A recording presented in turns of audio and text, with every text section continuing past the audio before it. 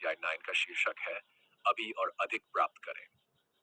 इस अध्याय में रॉबर्ट कियोसाकी बताते हैं कि अमीर बनने के लिए केवल धन अर्जित करना ही काफी नहीं है, बल्कि कि अपनी वित्तीय समझ और अवसरों को बढ़ाने के लिए हमेशा सीखते रहना चाहिए।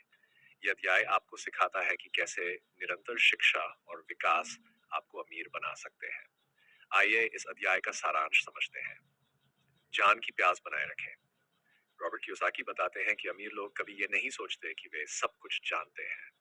उनके पास सीखने की भूख होती है और वे हमेशा अपने ज्ञान को बढ़ाते रहते हैं।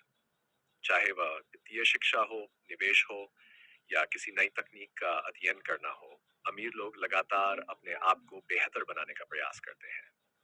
इसलिए अगर आप भी आर्थिक रूप से सफल होना चाहते हैं, तो हमेशा सीखते रहना जरूरी है। कियोसाकी आपको सुझाव देते हैं कि आप नई किताबें पढ़ें, सेमिनार में जाएं और उन लोगों से सलाह लें जो आपसे ज्यादा जानते हैं। अवसरों का विस्तार करें। इस अध्याय में कियोसाकी ये भी बताते हैं कि अमीर लोग केवल एक अवसर पर निर्भर नहीं रहते। वे अपने अवसरों का विस्तार करते हैं और विभिन्न क्षेत्रों में निवेश करते हैं।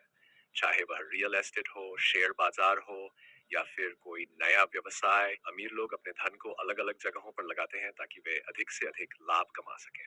आपको भी ये सीखने की जरूरत है कि अपने निवेश और आय के स्रोतों का विस्तार कैसे किया जाए। ये सिर्फ एक नौकरी करने या एक निवेश पर निर्भर रहने से बेहतर है कि आप अलग अलग जगहों पर अवसर तलाशें। कियोसाकी बताते हैं कि अमीर लोग अपनी नेटवर्किंग पर भी ध्यान देते हैं।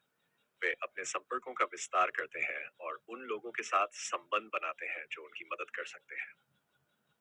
नेटवर्किंग से आपको नए अवसर मिलते हैं और आप उन लोगों से सीख सकते हैं जो आपसे ज्यादा सफल है।